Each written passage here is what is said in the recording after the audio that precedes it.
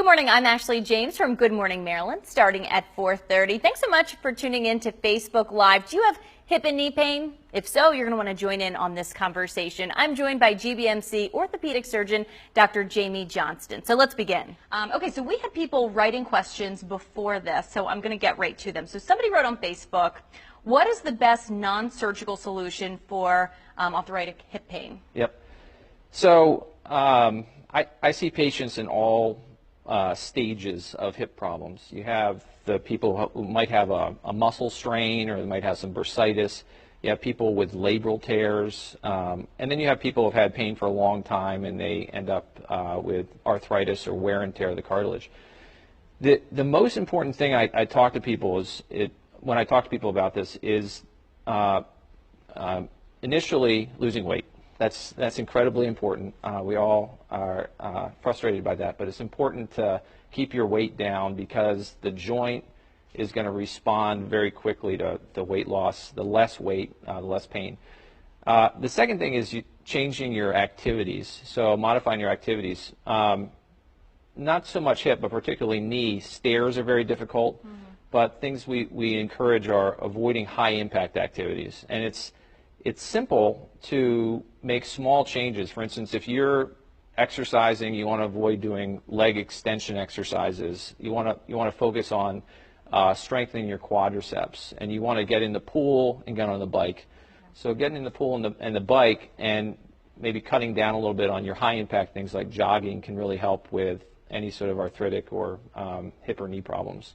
And that's where I would start first. So it's lifestyle modification, activity modification. Those are the most important things to start with. Going off of that answer, as people age, what are some of the best sports to play? I see a lot of people sticking with tennis throughout their whole life. Is that something good? Because I would think sometimes that could be hard. It depends. So if you're out playing singles tennis, running around high level, that can be a fairly high impact sport. But if you play doubles tennis and you don't push it too hard, that can be a good low impact exercise. So I think getting on the bike, walking to a certain extent can be low impact, and then swimming is probably my favorite. So hop on a bike or jump in a pool. Those are the things that really are low impact for your joints. There are certain exercises. I was actually just talking to a nice woman the other day about this, and she had a lot of pain in the front of her knee, and she was at the gym doing certain exercises, and we were able to just cut out those exercises, and now the pain's gone. So usually with those small changes, you can get rid of pain early on. Okay, Gina just wrote in a Facebook question. She would like to know, what is the best medicine for arthritis in the hips? Yeah. Okay. So that's a great question. So the next step, if you're talking about, we had talked about sort of this ladder for treating arthritis. So you start with weight loss is important, activity modification, and then you get up to anti-inflammatories or Tylenol. So anti-inflammatories can work. You take it. There's two ways to take it. You can take it by mouth, which is like Aleve, ibuprofen, things like that, which are anti-inflammatories. They go throughout your whole body, and they can really help with pain and inflammation. Tylenol can work as well. It doesn't have as much of the anti-inflammatory effect, but it's a really good pain reliever. So when I talk to patients, I usually recommend doing something like naproxen, which is an anti-inflammatory, and you just take it twice a day. That's a very good anti-inflammatory. Okay. There are some other prescription ones that we can use, and actually something great that's happened is some of these have come off patent. They used to be these fancy medications you'd see advertised all the time. Now they're off patent. They're not advertised as much, but they still work wonderfully. So you can get on these medications. And I really like to talk to people, though. If you take a lot of anti-inflammatories, you can have irritation in the lining of your stomach. It's gastritis or GERD. You've heard of that? And that can be dangerous. So you got to be careful about taking too much of it. You can also have some liver problems or kidney problems. So if you're going to be on anti-inflammatories for a long time, which many of my patients are, you should probably check with your primary care doctor and have your kidneys checked at least once a year to make sure that, and just sort of an overall check to make sure these medications are safe for you.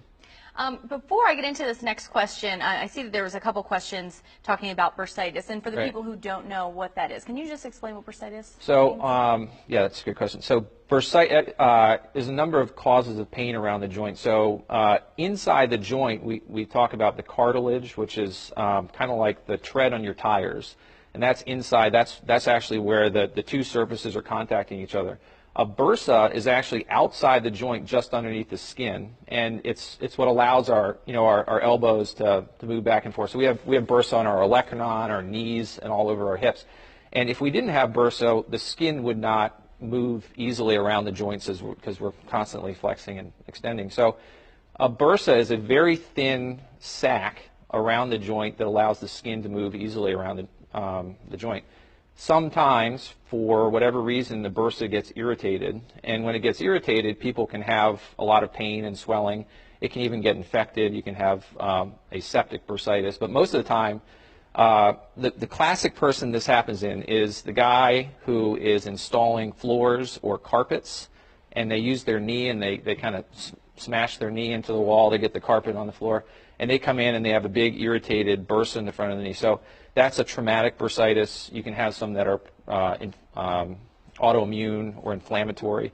And most of the time, just with rest and anti-inflammatories, those will get better. Sometimes we need to do an injection of steroids, which also works really well. We mix steroids and numbing medicine, and that can help cut down the inflammation.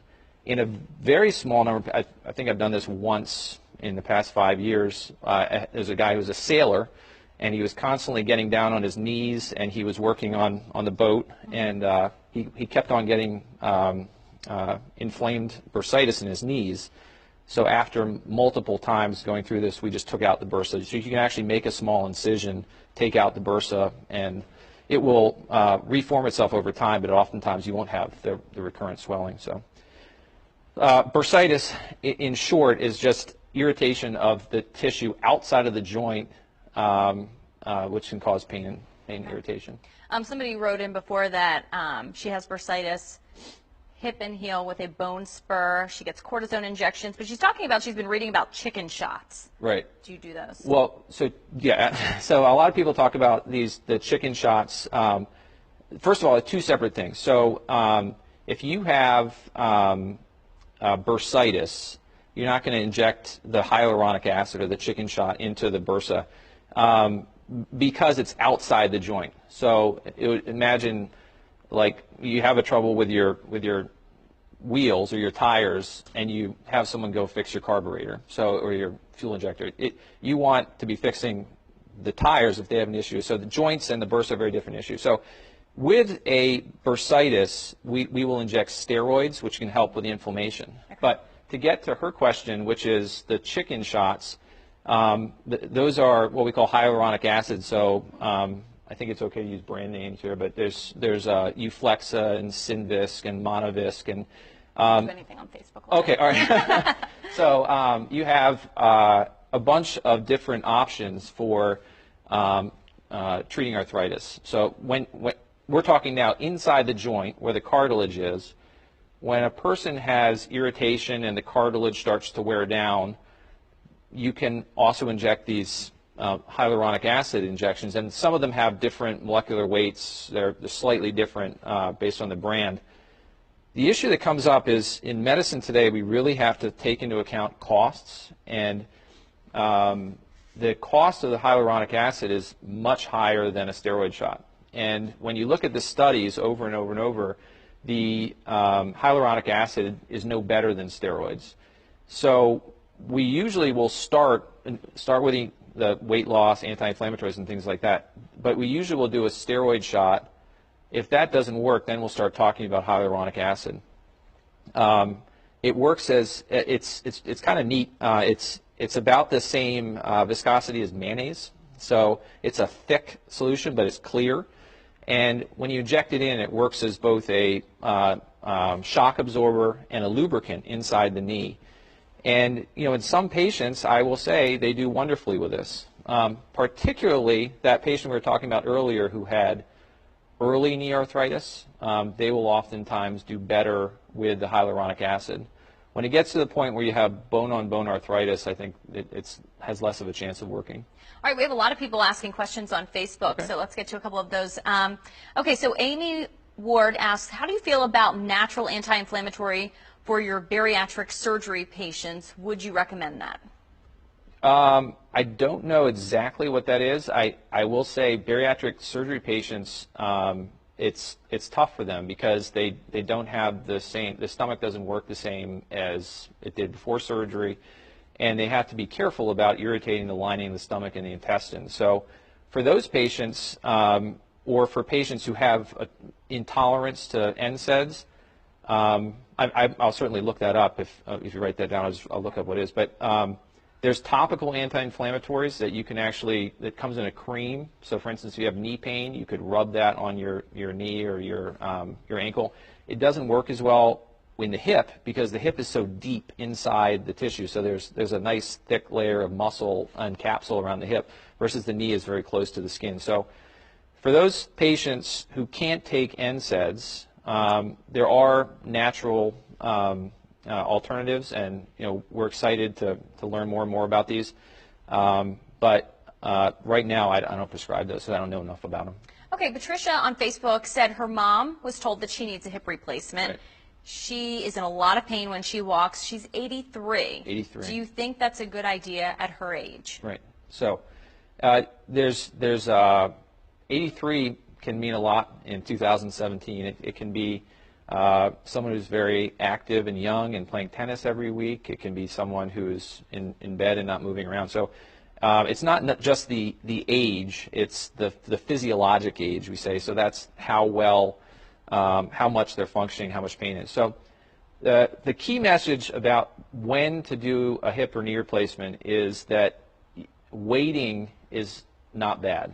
So when you get to the point that the pain is no longer tolerable, and that's different for every person, that's a different meaning, that's when you choose to do a joint replacement. So 83, healthy, active, walking, I think a joint replacement is a good idea.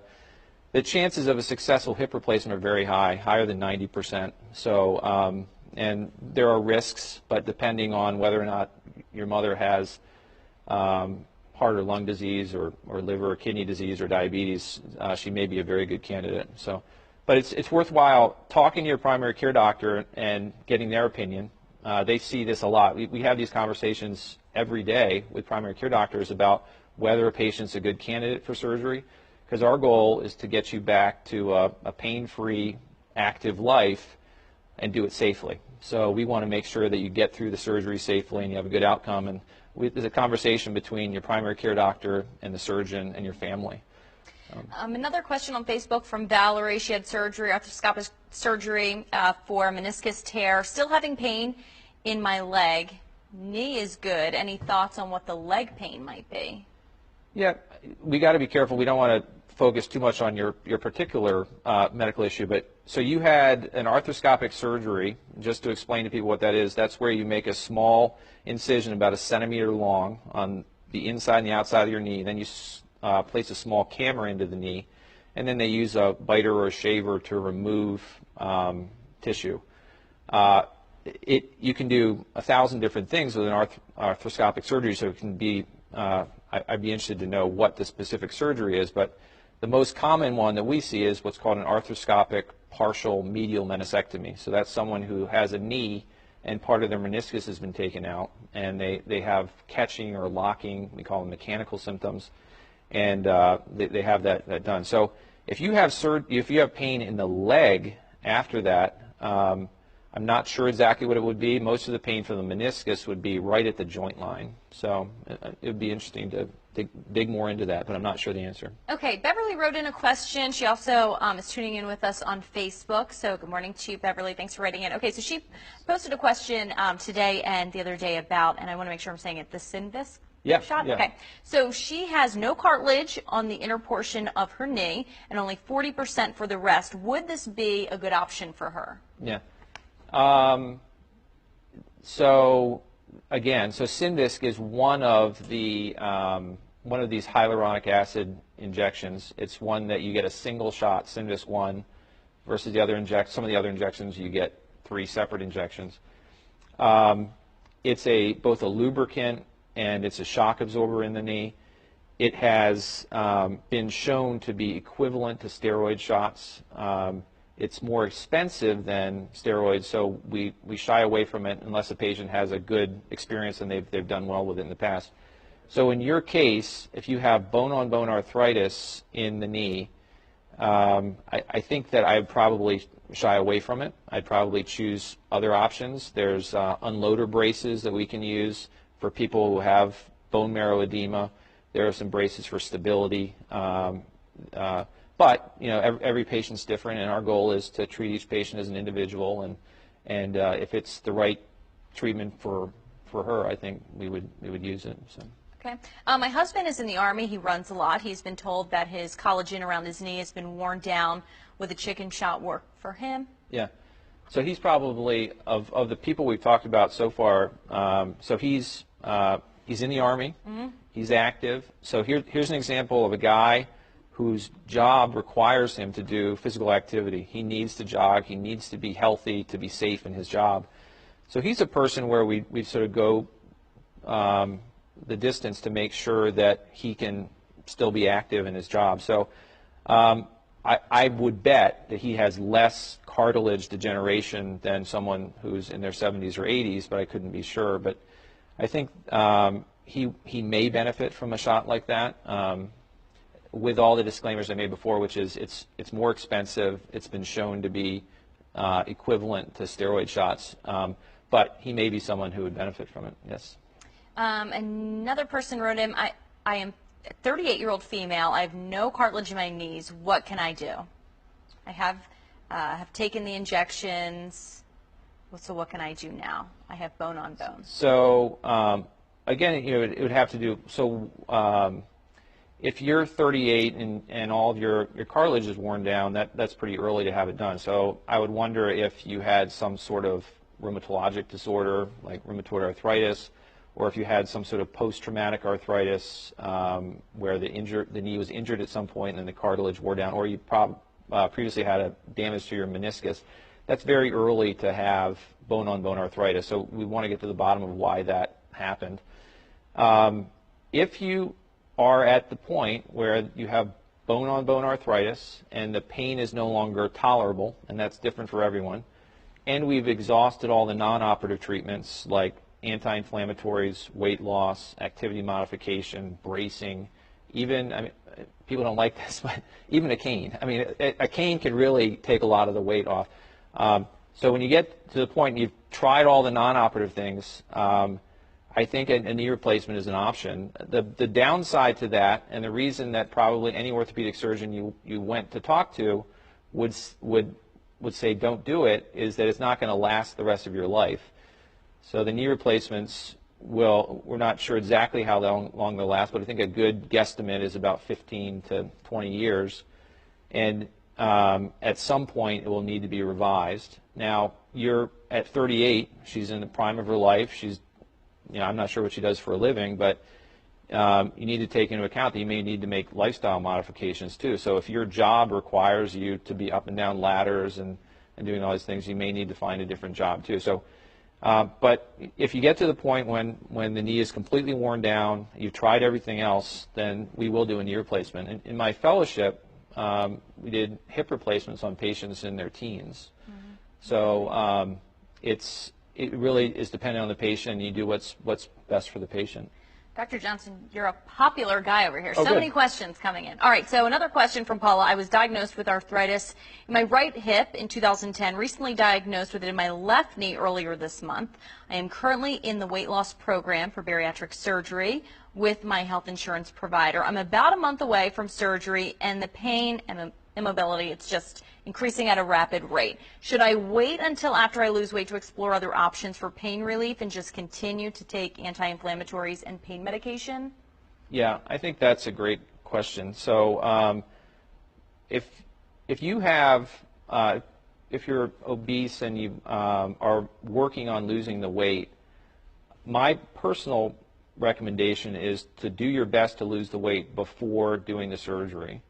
Technically, the surgery is more difficult in a person who's larger because there's more soft tissue. You have a little higher risk of having wound complications and blood clots. Besides that, in the long term, the joint replacements have been shown to not last as long in people who are heavier.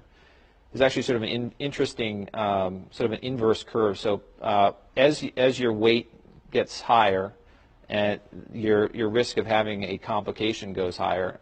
When you get to a body mass index of 40, which is morbidly obese, it goes from being linear to being exponential. So when someone is very obese, you have a much higher risk of having complications with surgery. And so I commend her for her attempt at weight loss. I think that's probably the best first step, especially in a younger person. And I think you can get tremendous pain relief just from that. So. Okay.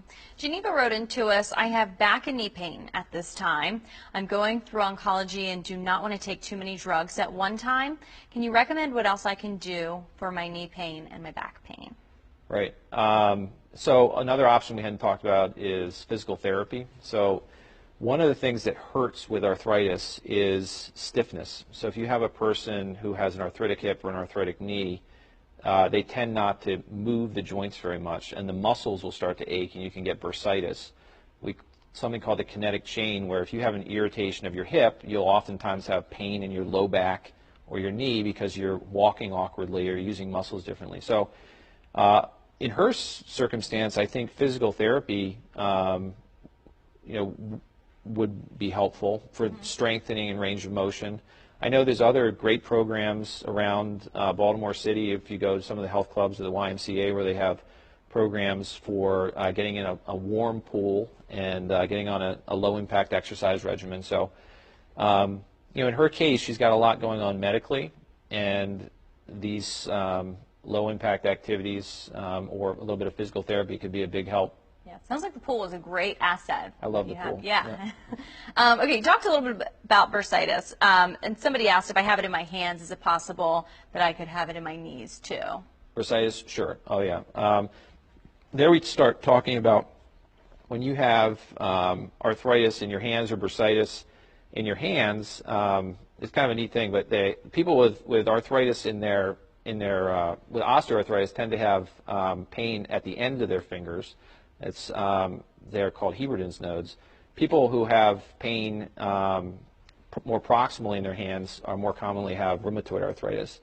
So, but it's one of the hallmarks. If you have pain or swelling at multiple sites in your body, that's much more likely to be one of these autoimmune disorders. So the difference between osteoarthritis and rheumatoid arthritis is osteoarthritis is like the tread on your tires is wearing down just from general wear. Rheumatoid arthritis, your own body actually attacks the cartilage. So from the edges of the joint, when you see this up close, it's actually they form something called a pannus, which is where the synovial tissue comes up and actually comes over the cartilage and damages it. So it looks different when you're actually looking at it in the operating room. It looks different on X-ray, and it might be something that they could talk to their primary care doctor and see. Because, very interestingly, unlike osteoarthritis, where there's no real cure to it, we just have treatments. Rheumatoid arthritis nowadays, there's some wonderful medications. They're called DMARDs that are available that can really stop it in its tracks and prevent that damage to the joints. So if you do have pain in your fingers or your shoulders and your knees, it might be worthwhile getting checked out by your primary care doctor to see if you might have rheumatoid arthritis or something like that. Well, speaking of osteoarthritis, Barbara wrote in that she was diagnosed with it. What causes stinging knee pain? Yeah. And then what are some of the best solutions for that? This is great. So it's very hard to figure out exactly what causes pain in the knee. So we know it because we see patients and then we get their history and then we see them in the operating room and the pathology. But one of the great studies is there's actually a study where two orthopedic surgeons, while they were awake, I think they were related, they were the brothers or something, and they made a small incision in each other's knee. One did it and then the other one did it a couple weeks later, and then they would take a small probe and reach around the knee joint and figure out what can we actually feel and what we can't. And one of the big takeaways there is that the capsule, which is the tissue around the knee joint, probably has the best innervation. So the cartilage itself does not have any nerve supply. So when you have stinging pain, I often think about getting an MRI or to see whether there's some sort of mechanical symptoms, because just like a nutcracker, you can get a piece of the meniscus or the capsule caught in your joint, it will pinch, and you'll get this terrible pinching feeling at the joint. So that sharp feeling may be injuring the capsule. The other thing, when you talk about burning, is nerve pain. So there you have several nerves around. There's a very common thing you get around the knee is called saphenous neuritis, which is where the nerve is irritated and you get chronic burning pain. A good way to differentiate nerve pain from arthritic pain is that arthritic pain tends to be more when you're up walking and active. Nerve pain tends to be all the time. It may even be worse at night. And it tends to be more on the surface, and so, you know, a lot of times in clinic we're trying to differentiate whether it's nerve pain or something inside the joint or bursitis or something like that. But those are the two things I would think about, some sort of meniscal pathology or some sort of nerve pain. I had a good question. I'm 78 years old. I do have bone spurs and arthritis, and I found that exercise helps the pain go away. Will I ever need replacements as long as I exercise? Yeah. I hope not. I mean, if you're doing, what's your name? This is Ida. So, if you're active, and how old was she? 78. 78. So young. So if you're up and exercising and you have bad knee arthritis, and you're getting along and you're doing the things you want to do, then you don't need a joint replacement. What you'll often find is people who have arthritis will come in initially when the process is just starting, maybe in their 50s or 60s, and they'll have very significant pain, and that's as the cartilage is wearing down and they're getting meniscal tears. And then as they're older, they'll have, the pain may get a little bit better. So for her, as long as she's active and doing the things she wants to do, I would say you don't need a joint replacement. And you may have flares every once in a while, but anti-inflammatories, swimming, biking, those things can really help. So. Missy, writing in on Facebook, please answer this for me. I had a hip replacement, and after I have numbness in my foot, and a vein in my knee is getting large. Yeah. Any idea what this could be? Well, again, you don't want to get too specific because I don't know the exact case. But so hip replacement can be done in a number of different ways: anterior, posterior, lateral. It can be done for a number of reasons: avascular necrosis, osteoarthritis, hip fracture. So you'd want to take that into consideration, whether it had been prior surgery, whether there were any issues. She says that there's a vein in her knee. So a vein in my knee is getting large. Yeah. When you do surgery on the hip, you will damage some of the veins around the hip. And it's mainly in the skin, but you lose some of the venous return. So you're constantly pumping your blood to your feet. Your heart is doing that, and then your muscles need actually to squeeze the veins to get the fluid back into your body. So some of that surface veins are lost. So if she had some what we call venous insufficiency before the surgery, it may have been mild enough that she didn't notice it before, but after surgery she may have a little bit. It may show up because they lost some of that venous return. The other thing you always want to worry about, and you can never be too careful, is a blood clot. So it wouldn't necessarily be a swelling in the front of the knee, but this would be someone who had pain in their calf or something like that. And she had some numbness in her foot. Yes. So it's a great, so it's not common to have that, but a certain percentage of people who have a hip replacement will have numbness afterwards. If you're doing the hip through the posterior approach, there's a large nerve called the sciatic nerve that it's right near where we do the surgery, and that has the sensation on the top of your foot. If you're doing the surgery through the directly anterior approach, there's a nerve in the front of your thigh, and a lot of people will have some numbness there. So depending on where the numbness is and how long it's been going on, you can kind of figure out which nerve it is. We have something called EMGs, nerve conduction velocity studies, where you can send a patient can be seen by a physiatrist or a physical medicine rehab specialist. Some neurologists do this as well, where you can do a test to figure out exactly which nerve it is and get to the bottom of it. All right, well, we have still so many questions for you, but I know that we're out of time. I think we could sit here all day and chat with you. But I want to thank you so much for answering all our questions. I know that there are some great websites that people can check out, and I'm wondering if we can pull one of those up. So they can go to the GBMC page, right? Yeah. Orthopedics, orthospc.com. That's right. Okay, and then how can people get in touch with you? So they can call our office. That's probably the easiest way, right? Or go through the website. I also wanted to mention there's some great resources for people. The American Association of Hip and Knee Surgeons and the American Academy of Orthopedic Surgeons has wonderful, actually there it is right up on the screen there. Over to the right, they have great questions, and they've all been screened by experts in hip and knee pain, and that's really our go-to site for hip and knee surgeons.